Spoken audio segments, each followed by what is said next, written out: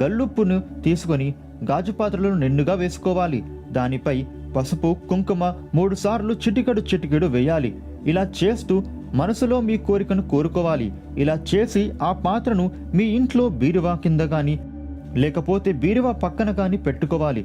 బీరువా ఎదురుగా మాత్రం అస్సలు పెట్టకూడదు, ఎందుకంటే ఈ పాత్ర ఎవరి కంట్లో పడకూడదు. ఇలా ఆ పాత్రను మీ బీరువా దగ్గర పెట్టి మళ్ళీ మీ కోరికను కోరుకోవాలి. ఇలా చేస్తే లక్ష్మీదేవి అనుగ్రహం మీకు కలుగుతుంది. ఈ పరిహారం చేయడంతో మీ ఆర్థిక సమస్యలు తొలగిపోతాయి, మీకు డబ్బులు రావడం మొదలవుతుంది. కాకపోతే ఈ పరిహారం మాత్రం మంగళవారం లేదా శుక్రవారం మాత్రం చేయాల్సి ఉంటుంది. ఫ్రెండ్స్, ఈ వీడియోని లైక్ చేయండి, షేర్ చేయండి. అలాగే ఇప్పటి వరకు మీరు కనుక మా ఛానల్ సబ్స్క్రైబ్ చేసుకోకపోతే ఇప్పుడే సబ్స్క్రైబ్ చేసుకొని పక్కనే ఉన్న బెల్ ఐకాన్ యాక్టివేట్ చేసుకున్నట్లయితే మేము చేసే మరిన్ని లేటెస్ట్ వీడియోలు మీకు నోటిఫికేషన్గా వస్తాయి.